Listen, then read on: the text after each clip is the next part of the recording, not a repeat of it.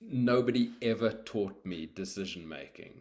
And it was this thing that impacted me like way into my 20s and my 30s, creating a lot of anxiety in my system when I wanted to try and make a decision. And I had a whole lot of fear about getting things right or getting things wrong. And we're going to talk today about decision making. This is Sarah Moore from Dandelion Seeds Positive Parenting. I'm Andrew Newman from Conscious Stories. And one of the reasons this conversation is here is because of the story, The Bee Who Could Not Choose Her Flower. Oh, Sarah, you got your coffee. Great. Uh, Sarah, what do you see kids struggling with when it comes to decisions? Oh, I think the number one thing that kids struggle with is feeling empowered to make their own decisions and to stick by them, to make them with confidence rather than wondering, is this okay with my parents? Is this going to be okay with my peers? Really developing the self trust to know that they can pick something, they can go for it. And if it happens to be the wrong choice, they can usually make another decision to course correct. Right. I mean, from an existential level, that sounded to me like I might lose love if I get this wrong. Um, and if that's the sort of angst that the spirit of your child is facing, then when they have a decision to make, you can imagine that it might lead them to hasty decision making. It might lead them to the inability to make a decision, the tightness. That we see different sort of symptoms in the space of confidence as it relates to decision making. Yes, absolutely. So many get stuck in analysis paralysis and don't even know what to do. And that has such a big impact on everything they touch in their lives.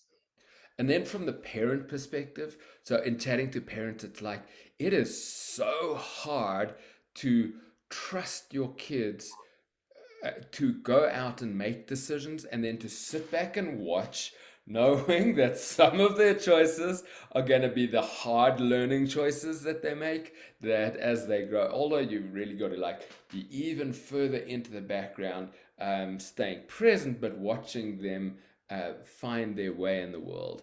And you were commenting on developing autonomy. Can you say more about that?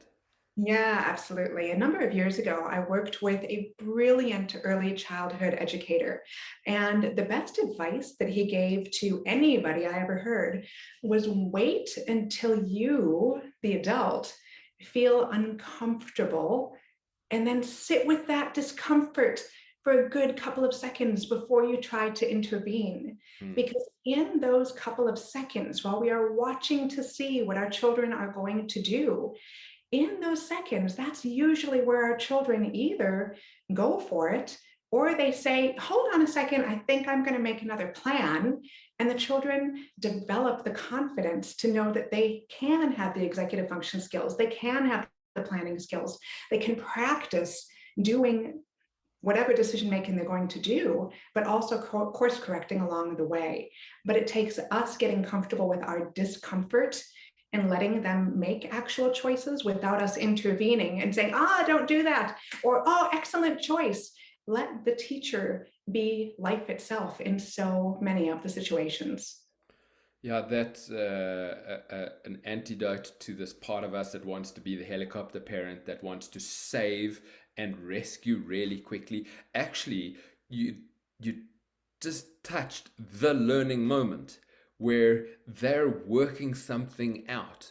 And in my creativity coaching work, I say that everything that is new wobbles, and it's just like the moment. It's like a 4-year old on a bicycle. It's like the first thing that happens is the wobble, and that's actually the moment where if you rush in too quickly, they never get their feet off the ground and find their rhythm when they cycle. So keeping a little bit of distance is good, and at the same time the presence. And I know that developmentally there's this moment where the infant starts to leave the territory of the mother and explores like 3 or 4 crawls, turns, checks that mum's still there, right? And then goes out again. And that process gives the permission and the safety when again we can modulate our face and our affect and our open-heartedness just to and our smile, and we go on, go on. And it's like, what have you discovered through your own adventures out there? And I'll be here if you happen to have a mishap. Of course, I'm here, and keep exploring.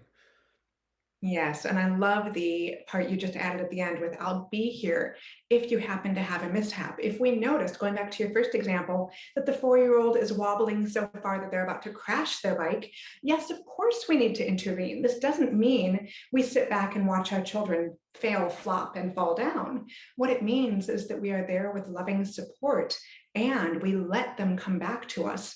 Plus, we will reach out if we do see danger. There's emotional safety knowing that somebody's looking out for us without trying to control us as well. Right. I love that term, emotional safety. It feels spacious and like my body likes it. Just even hearing it, I'm like, yeah, I still want emotional safety. Yes, yes, that's a big fire. That, I find myself speaking a lot about Maslow and the hierarchy of needs, and I mean emotional safety is right there from an infant perspective when housing and food is taken care of by family and by structure, then really one of their primary needs is that it's emotional safety that allows them to go out and explore. If we're talking about decisions, we have to talk about wrong decisions or wrong results and potential failure, and the impact of choosing the ice cream flavor that you don't like, and then what was you just expect mom and dad to buy another one that might not happen, and go through uh, the the inner hardship that that can be for a young a young kid. But um, as we grow our strength and our self confidence to try things, which I think is the essence of decision making, it's about getting to what could be an impasse, looking down the left path and the right path and saying, okay, we're going to go that way, and bringing the best of self to what it is that you've chosen, and seeing what happens as a result. And learning from that, then there's an integration piece, there's a learning piece that says, how did that go? I made a decision to go this way, and actually, it really worked out for me, or it didn't work out for me. Next time, I'll go the other way. Exactly. Yep. And I don't know about you, but I'm now going to have nightmares about choosing the wrong ice cream flavor because that sounds horrific. So, course correct there. But yeah, and the thing is too, we need to be aware of how we're framing these things because yes, there are right choices and wrong choices, but the wrong choices aren't necessarily bad. Those are our teachers. Yes, the right teachers are, or rather, the right choices are our teachers as well. We learn, oh, I like that. I want to do that again. But the wrong choices also help us because they help us figure out who we are. So I would go so far as to say there aren't necessarily wrong choices. There are teaching choices as well. So our wording matters here, I think. Right. I like that. From a nervous system perspective, the presence of the parent to help integrate whatever the experience is so important, because on nervous system, if we haven't had support when we've had some difficult results from our decisions, can begin to think of life as catastrophically working against us. And so the impasse comes at the moment of making a decision, because the nervous system is quite fatalistic sometimes. And uh, and it doesn't need to be, but it does, but the young developing brain is really supported by a loving presence coming alongside and going, you know it if you it sounds like you think it's really bad, but look, it didn't go so bad. Look what you learned. Look how it worked out. I'm still here loving you, and I'll be here the next time you try something and have to make a decision and see what happens. Absolutely. And all of that is exactly nervous system science in action. We know that our limbic system, which is this middle area of the brain, is always searching for safety, even at a subconscious level. It is scanning the environment around us at all times. So when we know that we are wired to look for danger, we need to be all the more cognizant of creating that emotional safety. In polyvagal theory, you call it the ventral vagal state, where we feel empowered. We feel like we can do things. We feel like we can make decisions, staying on topic here, because when we are feeling in that empowered decision making state, we don't take our mistakes so seriously and so personally. They don't have to affect our sense of safety. Instead, we just go, oh, this is more information. And that's a very, very strong place from which to grow in childhood. Mm. And a beautiful segue for us to go into story time. So, parents and children of all ages, kick your feet up, relax, join us for the story time. We're going to explore the bee who could not choose her flower. This is teaching kids the valuable lesson of making choices. And let's see what this little bee can teach us today.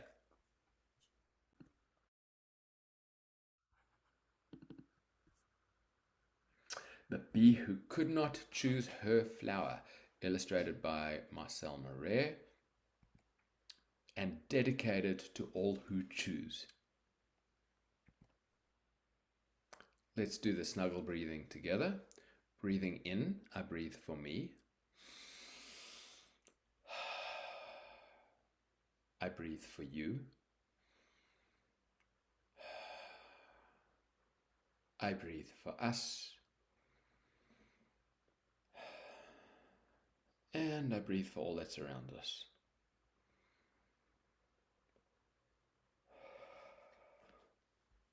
Nice softening. Once upon a time there was a little bee who hoped to be as brave as a little bee can be. She left the hive each morning on her pollen quest, hoping to succeed before her nightly rest. Her senses guided perfectly to a field of flowers where other bees had landed, collecting pollen for hours. We often count the little bees. Bees, bees, bees, bees, bees, bees, bees, bees. All around her grew such beauty, she only had to land and start to collect the pollen to soon be feeling grand. But she didn't know which flower was best to fill her task, so onward she went buzzing, and onward hours passed. She buzzed and buzzed and buzzed. Unhappy flowers. She paused to test some petals, tried their pollen seeds, but she never made a choice. And she flew right into weeds. Uh-oh. The sun glowed as it was setting, and her friends flew to the hive. But her pollen sacs were empty, even though she had tried. Looking at the little yellow pollen sacs on the back of the legs, and she doesn't have any. Unhappy flowers. With shame she hid till darkness snuck her in the door. She slept alone and hidden on the beehive floor. Oh. That night she had a dream of landing on one flower and collecting all the pollen in a very happy hour. The next day she awoke, encouraged to succeed. She chose herself one flower and avoided all the weeds. She found it so much easier than she thought it would be. Choosing didn't trap her, it actually set her free. The flower sent her home with pollen to the hive to make a special honey with self-worth, love, and pride. Yay! The flower sent her home with pollen to the hive to make a special honey with self-worth, love, and pride. Look how happy she looks. Look at the pollen on her leg. Look at the size of the flower and the big smile. Oh, and all her friends being there to support her. And that was her victory as she made a great choice. And so interesting that she had this feeling that she hinted at, that actually that landing or that making a choice might trap her. Um, and I think that, not it's not parenting language, more economic language, but there's this thing, the opportunity cost of a decision. Like if I have the chocolate ice cream, I can't have the peppermint one because I only get one scoop, and it's like, oh no, how am I gonna ever make this decision, when inside me I wanted all. um, and then we realize that there's a lot that can be gained here. She has it all here in self-worth, love, and pride. We have a little exercise at the back, which is help grow confident choices through choosing time. And it's just a reflection, a conversation starter. What choices did you make today? Which choice was easy? Which choice was hard? How did they work out?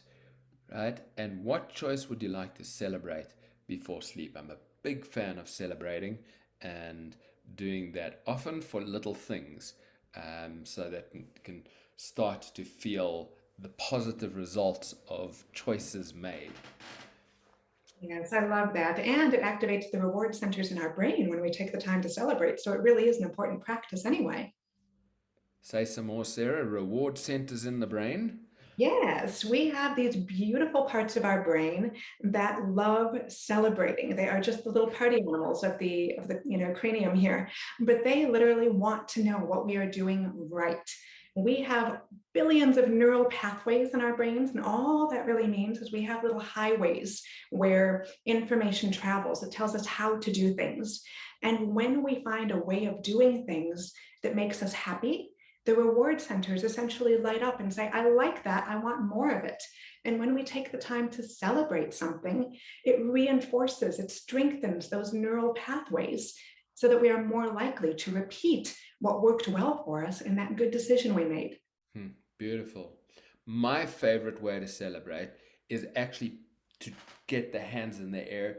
This is a human posture. You can fake this. You do not have to have won anything. You don't even have had to make a good decision. And you go like this and you go, yes! And you wave your fists in the air like you just won the Olympics. The body starts to do something, and I bet that those reward centers that you're talking about are lighting up inside my brain right now just as I do that, because it just feels so good. I can't help myself but smile. It breaks my mood if I'm feeling in any way down, and it is great to have these victories. How can parents work with this little bee? Now I'm thinking about the types of conversations when we can come back and say, "Hey, remember what happened to the little bee when she didn't make a decision? Yeah, oh yeah, she got caught in the weeds, right? But I don't want you to be caught in the weeds now, and I don't want to have to make the decision for you. I want to support you, and I believe in you to make the decision." And of course, that's at a certain age. The younger the age, the more we're in the decision-making position. And as they get older, we start making this transition where we might use language like this that says, I'll support you in making the decision. Which ones, what would you like? And which clothes are you wearing today? And, what would you like to eat? And I know that often there's a leverage point that parents use that are like, would you like to go to bed after one story or one song? And then there's a decision. But it also sets the boundary and the containment, which says you're going to get one, and then the lights are going out. Yes, exactly. Yep. And what we learn is that a lot of children will say, I want both. So then we get to practice holding space for their feelings about the boundary, and we get to examine our own motivation too. Am I saying one because I feel like one is the right answer, or do I actually have the spaciousness to offer one of each? But we get curious about it and make it relational and figure out what actually works for both us and the child without being quick to simply be right. Right, and to have hard, rigid rules where it's a fine line between structure and flow as it relates to particularly the bedtime routine and making transitions as we're continually exploring in our conversations as we go through the different books in the series. This is it. This is this moment of going as a parent. What's your decision? I think is something we have the power to examine in ourselves. Absolutely. And also giving our children the freedom, the latitude to be confident in the choices they're making. So if my imaginary 3-year-old picks out the stripes, the polka dots, and the rainbows all in one giant mess of color, I might say, you know what? That might not look right by adult standards, but if they feel confident in this choice, let me give it a big yes. And that's not a choice that I need to control for them. And it can be a beautiful, empowering thing, both for you in trusting the process and also for the child as they grow. Right, yeah, it's a wonderful affirming thing to be on the receiving side. It also feels so good to do, to have a yes, and to offer that out. Any last thoughts and tips on the subject of decision making? It's a big conversation. We would love for you to add your conversation into our Facebook and Instagram community. Please let us know what's going well with decision making. How has this little story helped your little ones to be better decision makers? Please do share. But Sarah, parting thoughts. Parting thoughts, simply that I want both adults and children to embrace the power of flexibility. Oftentimes we feel like I made a choice, now I need to stick to it forever and ever and ever. So if I choose the chocolate ice cream today, it means that every time in my life I have ice cream, it's going to need to be chocolate. The thing is, in real life, we get to change our minds on a regular basis. We get to try on different things and figure out what's working for us today. So choices don't need to be static, they don't need to be finite. And when we can release some of that control and figure out what is going to feel like a win, what's going to feel like a yes to my nervous system and my child's nervous system, it's okay to change your mind. And I want everybody to feel confident in that mind changing. Beautiful.